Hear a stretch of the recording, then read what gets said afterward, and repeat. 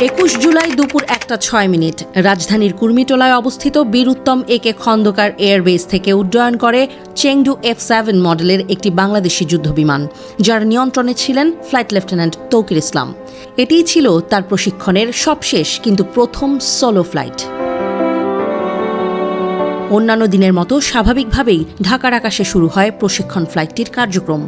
Pre flight চেকআপে অস্বাভাবিক কিছুর দেখা মেলেনি যুদ্ধ বিমানটিতে, কিন্তু উড্ডয়নের ঠিক পর মুহূর্তেই ফাইটার জেটটিতে অদ্ভুত কিছু অনুভব করেন ফ্লাইট লেফটেন্যান্ট তৌকির। তিনি দেখতে পান তার বিমানটি আকাশে ভাসছে না। সঙ্গে সঙ্গেই যান্ত্রিক ত্রুটির বিষয়টি কন্ট্রোল রুমে জানান পাইলট তৌকির। জবাবে তৎক্ষণাৎ তাকে চালকের আসন থেকে ইজেক্ট করার নির্দেশ দেয় কমান্ড সেন্টার, কিন্তু ততক্ষণে যে বড্ড দেরি হয়ে গেছে। ফ্লাইটের শুরু থেকেই নির্ধারিত উচ্চতায় উঠতে পারছিল না ফ্লাইট লেফটেন্যান্ট তৌকির ইসলামের যুদ্ধ বিমানটি। যান্ত্রিক ত্রুটির কারণে পর্যাপ্ত শক্তি ছিল না উড়োযানটিতে, ফলে ইজেক্ট করার জন্য ন্যূনতম যে উচ্চতার দরকার ছিল সেটিতেও পৌঁছাতে পারেনি F7 BGI ফাইটার জেটটি। এমতাবস্থায় জনবিরল এলাকার দিকে আকাশযানটিকে নিয়ে যাওয়ার সর্বাত্মক চেষ্টা করেন তিনি। উদ্দেশ্য ছিল রাজধানীর উত্তরার দিয়াবাড়ি এলাকার বিরান কোনো ভূমিতে ফেলবেন যুদ্ধবিমানটি, যেন বেসামরিক ক্ষয়ক্ষতির পরিমাণ কম হয়। কিন্তু সময় আর উচ্চতা দুটিই ছিল ফ্লাইট লেফটেন্যান্ট তৌকিরের প্রতিকূলে। আনুমানিক 1:10 থেকে 1:15টার দিকে উত্তরার মাইলস্টোন স্কুল অ্যান্ড কলেজের একটি ভবনের ওপর আছড়ে পড়ে যুদ্ধবিমানটি। আঘাত হানে 2 তালা একটি ভবনে, যেখানকার শ্রেণীকক্ষগুলোতে বাচ্চাদের ক্লাস চলছিল।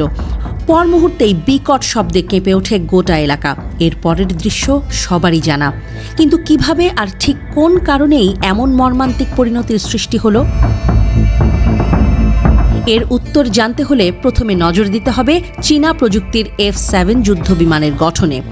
চেংদু এয়ারক্রাফট কর্পোরেশন নির্মিত এই আকাশযানটি আদতে একটি মাল্টি রোল ফাইটার জেট, যা চীনের বিখ্যাত J7 যুদ্ধবিমানেরই এক্সপার্ট ভার্সন।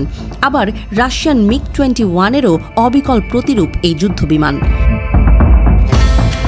বলা বাহুল্য, উন্নততর এভিওনিক্স, আপগ্রেডেড পাইলট ইন্টারফেস এবং সুপেরিয়র ওয়েপন ক্যাপাবিলিটির জন্য একসময় এই যুদ্ধবিমানটির জুড়ি মেলা ভার ছিল। দামে সাশ্রয়ী আর মানে উন্নত ফাইটার জেটটি তাই আকাশ প্রতিরক্ষায় ইন্টারসেপ্টর হিসেবে ব্যবহারের জন্য চাহিদার শীর্ষে ছিল, কিন্তু সেটি বেশ পুরনো আমলের কথা।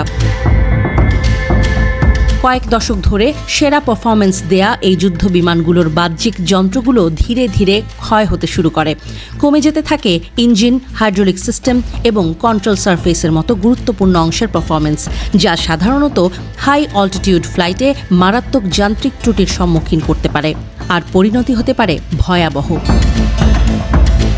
আরেকটি চিন্তার বিষয় হল J7-এর স্পেয়ার পার্টসের দুষ্প্রাপ্যতা। 2013 সালেই উৎপাদন বন্ধ করে দেয়া এসব যুদ্ধবিমানের কোনো যন্ত্রাংশ কিনতে হলে মারাত্মক ভোগান্তির সম্ভাবনা থাকে, তাই অনেকটা বাধ্য হয়েই কিনতে হয় রিফারবিশড কিংবা পুরনো যন্ত্রাংশ, খুব স্বাভাবিকভাবেই, যা আগের মতো সার্ভিস দিতে পারে না। আর এখানেই প্রশ্ন ওঠে ফ্লাইট নিরাপত্তা নিয়ে। বাংলাদেশের ক্ষেত্রেও অনেকটা সেরকম ঘটনাই ঘটেছে। দেশের ইতিহাসে এই একই যুদ্ধবিমান নিয়ে একাধিকবার দুর্ঘটনার খবর রয়েছে, যেগুলোতে সবসময়ই উঠে এসেছে J7 যুদ্ধবিমানের যান্ত্রিক ত্রুটির বিষয়টি। ধারণা করা হয়ে থাকে এই মডেলের যুদ্ধবিমানগুলো মানধাতার আমলের এবং দুর্বল হয়ে যাওয়া এয়ারফ্রেমের কারণেই বারবার একইভাবে দুর্ঘটনায় পড়ছে বাংলাদেশি ফাইটার পাইলটরা।